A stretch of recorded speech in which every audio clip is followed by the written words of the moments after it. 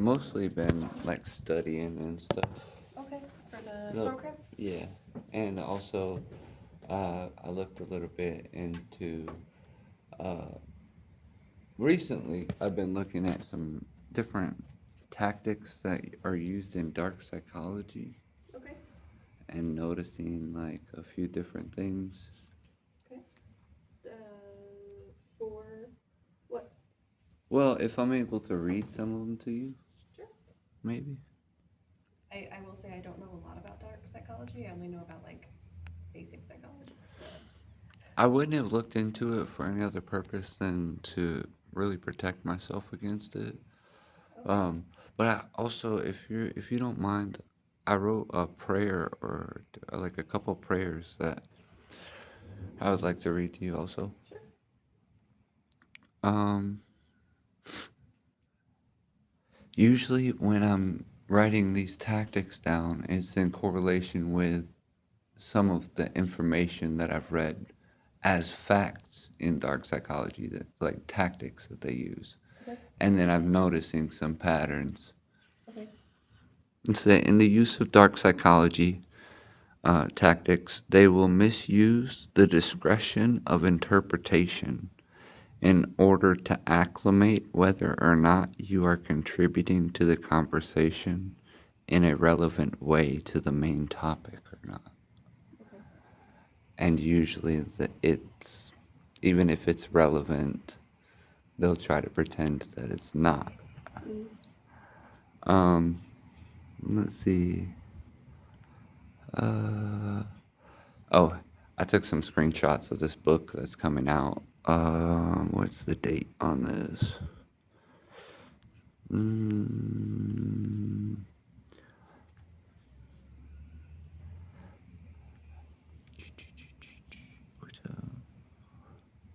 uh, where did it go? Hmm.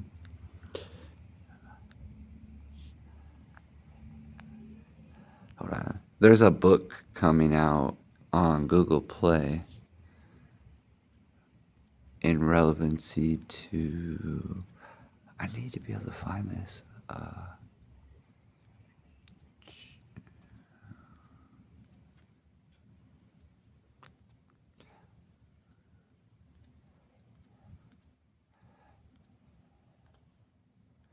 No, no. Anyways, I can read about the audiobook. For some reason, I didn't save a screenshot of No, the title. it's okay.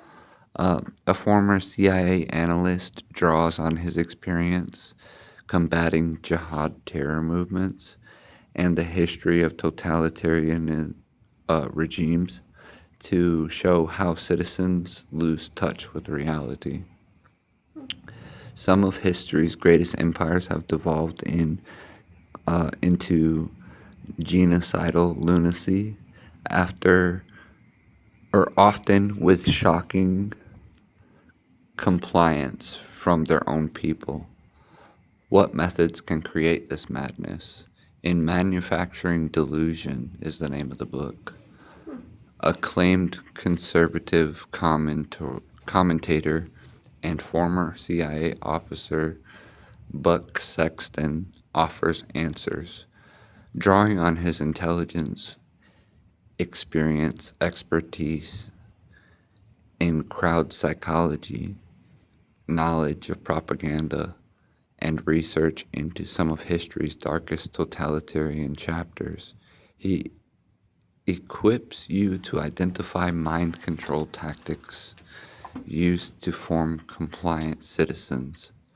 He explores the 8 tactics of the mass delusion through examining how Stalin used Pavlonian. Pal, Pavlonian. Palav- Palavian, Hmm. Pavlovian. Hmm. That's I think Pavlovian. Nope, it's a V. I Pa- don't know. Anyways, he used mind games to establish absolute control. Oh, okay. How the Chinese thought, how Chinese thought reform transformed opposition into terrorized pawns, and how jihadist preachers replace shared humanity with weaponized fear.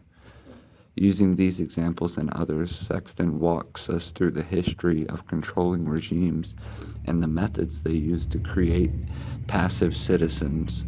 More importantly, he shows how some of the early stages of mass delusion have already occurred right here in the United States of America on issues of public health, gender, and racial justice. But yeah, that's a audio book, or no, I think it's an actual ebook that I actually mentioned to my sister before I moved from Alabama that I was intending to pre-order it, and I didn't know you had. I didn't know you had a sister. yes, my little sister. Do you talk to her much? No, she blocked me on Messenger because she was my manager while I was working at the nursing home down there, Oh. and just I don't know. She's part of the LGBTQ community, and I was fine with that until she started like acting different towards me because I'm straight. And I started feeling like everything was a subliminal instigation or like a purposeful misrepresentation of me around other people. Sorry to hear that. I forgive her. And Does she still live in Alabama? yeah, That you know of. that I know of. Nice. Let's see. What What else? interests you about that book? Its title. It has something to do with like the leftists, psychological tactics that they're trying to use on people in society. And it's just a big psychology game these days. I mean, I think even Kevin Gates can be quoted saying, people don't fight in the street no more, like physical. It's all psychological now. Let's see, what did I write here? Oh, if and when you are in a group setting, individuals practicing dark psychology tactics might surround you on as many sides as possible and bump into you and accidentally push you around, making it appear like they're busy doing something in order to disorient you as much as possible. I wrote that one because I was experiencing something when we went to Annabelle's, where I was standing on the line. What's it? Annabelle's is a extension of Wheeler. They get donations and stuff, like a large amount of clothes and different like Okay. items, and we go there and we sort the items. Okay. And we were standing on the line, and it's tables that are like thin and long like this, and there's plenty of space for everybody. And they got around me and just kept like bumping into me and like grabbing for the stuff I was grabbing to. Like in any other day, it could be like potentially just like rushing to try to do the work. But they were all taking like backpacks full of things, and they ended up getting caught like Oh. for stealing. And I was just like, my hands are up. I'm just like, I think I said out loud, I said, yeah, but when, it's because I said, what happened? I said something about him bumping into me. And then he said something like, I wrote down what he said too, because it was the second comment that day about me ending up dead. Oh. It was two different people actually. It was the second comment on that day. He said, and I'm gonna try to quote it and then read it so you know I'm not lying. A lot of people have been showing up dead recently. You could be next. And I said, after that, I said, good luck. If you get caught stealing stuff, they're gonna kick you out. Yeah. Wow. Let me see if I can find that one. Uh,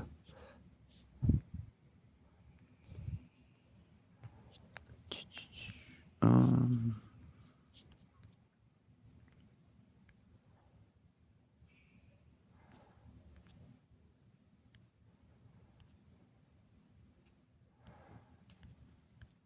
I believe I said I'm getting close. I know I'm getting closer to receiving justice because just in the past 3 days, two people have said really awful things to me.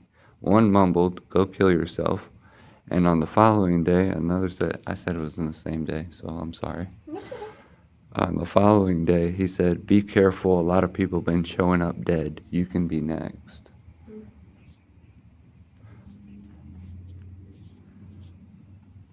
Um, and I said, just because you ignore me after I say something, just because you ignore me after you say something smart, and this isn't towards you, by the way, so Okay. this is like, I usually write this after something happens. Okay.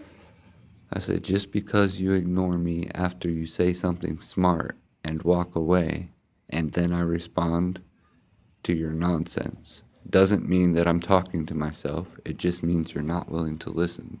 Mm. Does that happen a lot? Yeah. And it was like the passive aggressive subliminal comments. Mm. Like, Does it go in, beyond? Sorry, I was just gonna ask it. Does it go beyond just the residents? It goes to the staff here as well. um, with, it's a different dynamic because with the staff, it will be like we'll get in a disagreement about something and they'll construct the entire class Mm. following. Like, let's say we get in a disagreement at 9:30 and class is at 10:25, then all of a sudden the whole entire class at 10:25 would be about the disagreement indirectly. Mm. Okay. Let's see.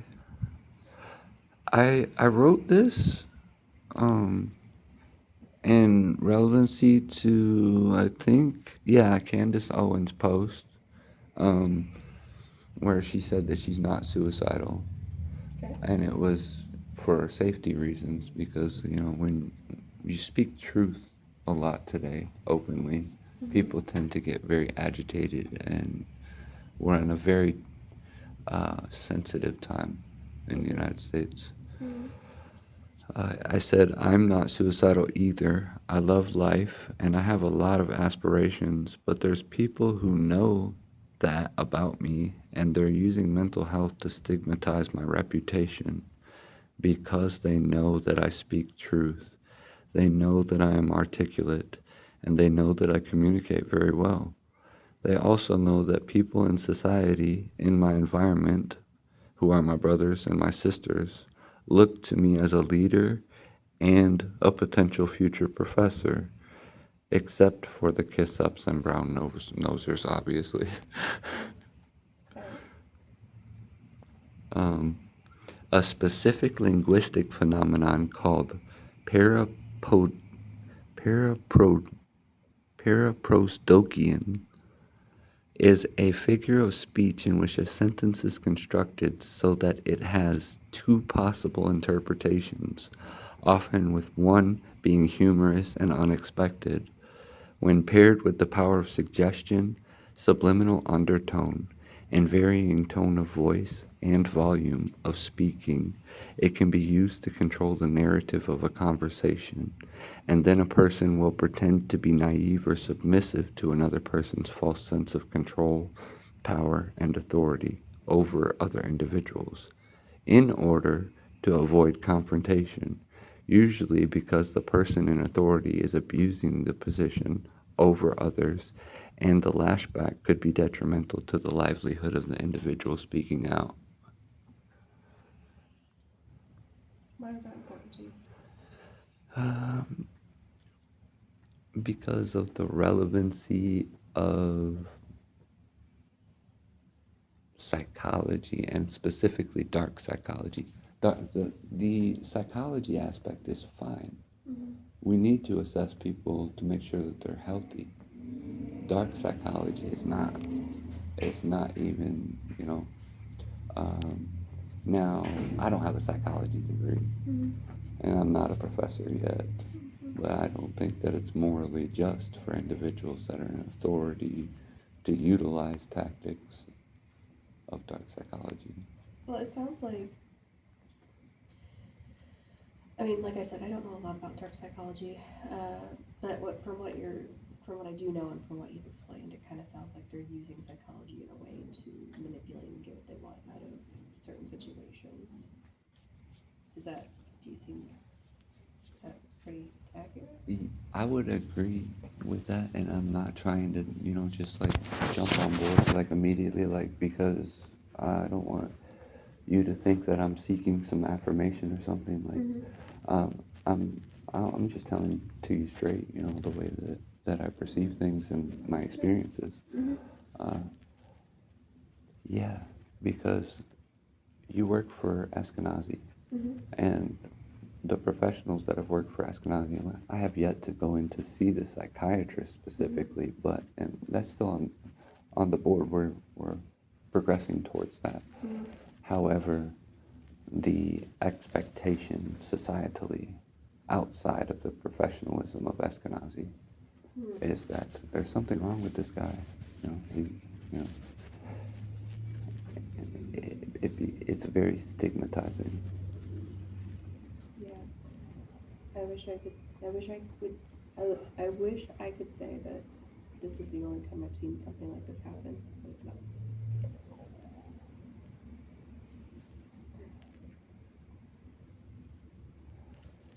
I wish that it were different, but I can't change everything.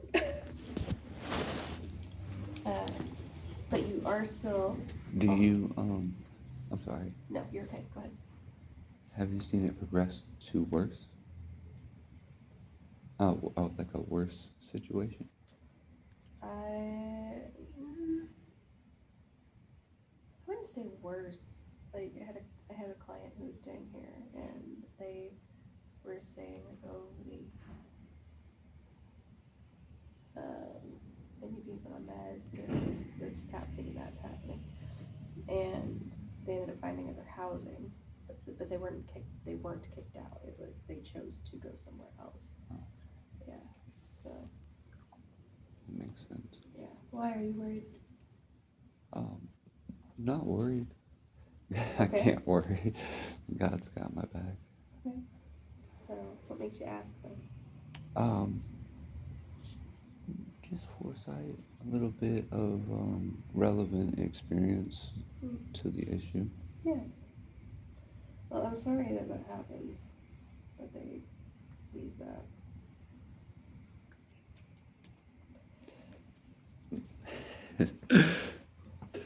God is good always.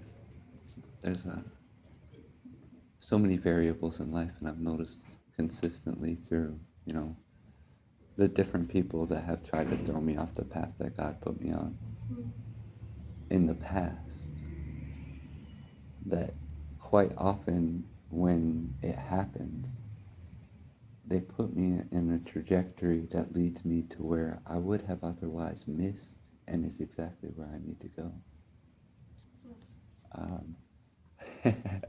It's really amazing. God is so good. That's good. Have you always been a Christian? No, I had a really dark past. Okay. So it's been like a recent thing that. Ever since I was in Alabama, really. I started going to a church. Nice. They really spoke to me there. And Nice. I can't remember. Where are you from again? I was born in Amory, Mississippi. I lived part of my childhood, a very small portion in Alabama. Then I moved up to Michigan for most of my life, and just all over in the foster care. Oh, okay. Did your sister stay with you in foster care? As long as it was possible for us to, but they ended up separating us. And that's a big long story. Oh, okay. Gotcha. But yeah, Department of Human Services never should have done that. Mm. But they suggested it. My CASA worker specifically, I found out through my aunt. Your what? Through my aunt, Jamie. Oh. That my CASA worker suggested that they separate me and my sister, and they called me a bad influence, and they said they didn't want me to lead my aunt's son into poor behavior or anything like that, or influence him. I think her words were to be a bad influence on him, and that was made up. It had to have been, because she would have contacted me when I became an adult, or if she actually cared. But Yeah. I'm sorry that happened. there's no reason to be sorry. Well, I think it's more of I'm sorry that you've had to go through hard stuff that not everybody wants to go through. Everything has built my character through a whole lot. And, I wrote something in my journal this morning about humility, humbleness, and chivalry, and how people take advantage of that. Even to the point where I pray for other people's success, my brothers and my sisters You have brothers and sisters too? in Christ. Oh, okay. I was like, wait, hold on. Okay. I pray for them to succeed. I want them to do good. Okay. But, I found out that it was a lot in naivety through a long time. Putting myself last, opening the door and holding it open for people, letting people go before me in line, even to the point where sometimes I had nothing, for myself. And I can say that I'm not giving it up, that part of myself, because I strive to be like Jesus, and I know that's a whole complex thing with a lot of people, but I've been very humbled when it comes to that, because I have a figurative example that actually happened, but it's a figurative example in the lesson of what I learned. And that is that I could never amount to the greatness and the sacrifice that Jesus made and the greatness that's in him. I had to carry a box of groceries that was like only canned goods pretty much, and it was it was a leather strap that I had, and I put it through the side slots in the box. I don't know what else to call them. Yeah. It was like handles. Yeah. And I carried it over my back for as long as I could, but I didn't have anyone to help me, and there was no one with a vehicle. Actually, my sister had a vehicle, but she wouldn't help me. By the time I got to this huge hill that led up to my apartment, and it was so steep, it was practically straight up and down, I had already dropped to my knees like 3 times. And the 4th was right at the bottom. And then by the time I got to the top, I was praying. I was like, Jesus, help me. And, this elderly woman who was a relative of somebody that stayed in my apartment complex, she stopped and helped me out for like the last little bit of the way to my apartment, which was like 30 yards away at that point. I was really grateful for it, because I still would have had to carry the extra. Yeah.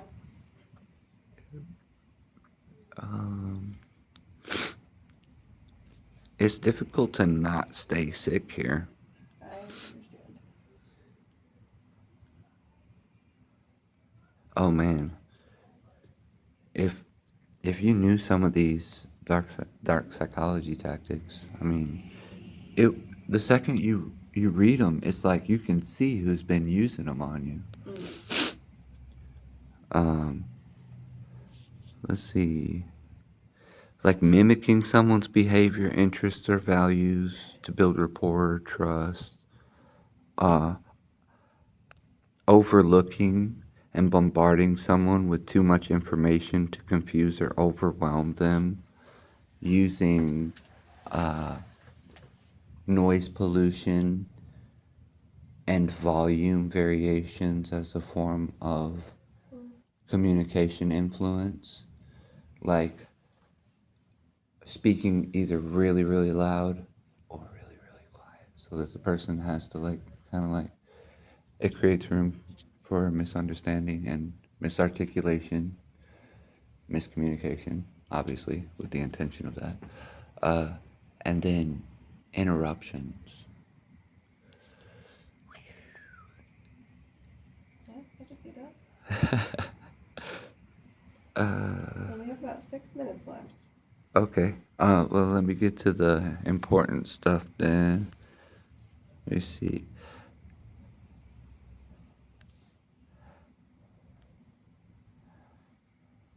Oh, I wanted to share this with you. For 1 year straight, I applied for every medical insurance company that I could find and kept getting denied for every one of them. But on a random Tuesday, down south in Alabama at my cousin's house, I received a letter in the mail that said I was pre approved for a medical insurance. I can't remember the name of it. Of which, when I looked at the paper that was in the envelope, the only thing that it covered was a vasectomy. No pharmaceutical prescription coverage, no doctor visits coverage, just a vasectomy. At that point, I was thinking to myself, oh, now I know what they're doing. They're trying to get you to get a vasectomy? Why would they offer me a vasectomy for free and nothing else? I thought it was like, I was like, Interesting. I was not expecting that. um, oh, I was complimented by a group of 4 of my brothers the other day, and I wanted to share what they said before the time comes that they move forward with their lives so that I can look back and be reminded at the good that still exists in the world. I was told that I'm very smart and that I should be a professor. One person said I'm down to earth, and I'm just going to keep reading because like, the other person said that I was a very talented artist and well dressed and very articulate. And I said I should add that my previous psychiatrist told me the same thing about the college professor. Only I wasn't ready to hear it from her at the time. I'm very grateful for such inspiring compliments, and I pray one day I will be in a position of leadership where I can share wisdom and knowledge with as many people as possible.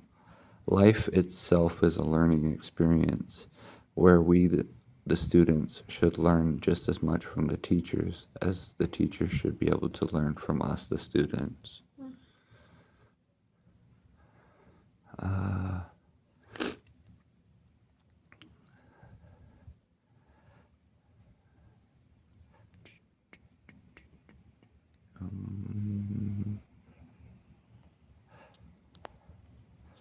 Oh, if this helps you with any like idea about what like the movement forward might look like for me, I wrote this actually to the White House, but I said and it was in relevancy to a video that they were talking about where there was an illegal immigrant that was in the car drunk driving, and they hit a pedestrian and they passed away. I said, I genuinely don't want to sound insensitive here at all. I would just like to bring to the attention of the White House that kids these days seem to be getting their licenses approved at younger and younger ages. Plus, we now have and have had illegal immigrants driving completely reckless without a license, and most of the time they're drunk driving. I would like to point out that I'm 33 years old. I was a Boy Scout as a kid, and I lost my parents early, and then spent most of my life in the foster care system going from place to place. And I've never had a driver's license as an American citizen, or a vehicle, or purchased a firearm. But there's 5-year-olds on firing ranges shooting pistols at targets, and I'm expected to work and contribute to people in society that trust 5-year-olds more than me rationally. And I was in my feelings at that time when I wrote that. But in the same sense, from a logistical standpoint, I have to see some kind of like opportunity. You know, like I cannot just like keep existing just to walk everywhere Yeah. and no job security, no freedom to express with words around people. So it gets shut down. People try to fight me, these different things. But I would like to end with Bible scripture. It says, "We demolish arguments and every pretension that sets itself up against the knowledge of God, and we take captive every thought to make it obedient to Christ." Why that Bible verse? Because it shines a light on the divine nature of Jesus being able to work through us to help us be in control of our thoughts and not be as like this expectation of my thoughts are just running rampant or running away with me or these different things. Okay, good. Well, is there anything I can help you with today? I think you being here and listening to me has helped tremendously. Thank you. Yeah, no problem. Have you been having any thoughts of wishing you were dead or wishing you could go something out like that? I got a message that our mobile crisis recovery team came out because we got to call them. Yeah. Everything okay since? Yeah. Oh yeah. I haven't heard any. I mean, right after they came out here, everything cleared up and they stopped bothering me about anything for like a good minute. Now they're kind of like right back on my case about speaking out loud in general. I said to myself last night, I'm like,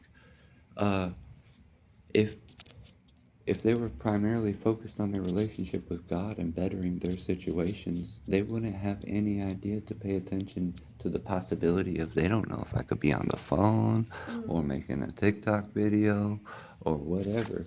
But they just have a problem with me speaking out loud. So you were just talking to yourself, or not like a sense of like responding to something, because everybody talks to themselves in some way or another, but or just Even just talking in general, I think that it's primarily they don't want to confront me about the context of what I'm talking about. oh, okay. Usually it has to do with clarity on a topic that's pretty sensitive in current events. Gotcha. Okay, I see what you're saying. It's not like you're hearing things; Correct. it's that you're thinking through things. Gotcha. Okay. I just wanted to follow up on that because the message started by saying MCRT had an interaction with Derek this morning. Jocasta, his case manager, called expressing concern. Not that you called expressing concern. So I just wanted to follow up on that. So, but you're okay though? Yeah, they came here and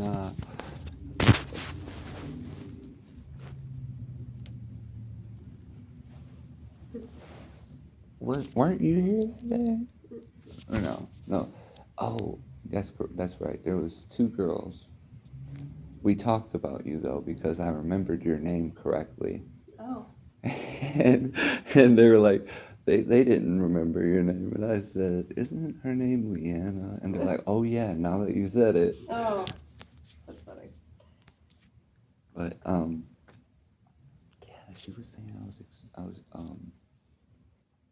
showing symptoms or something. I don't know.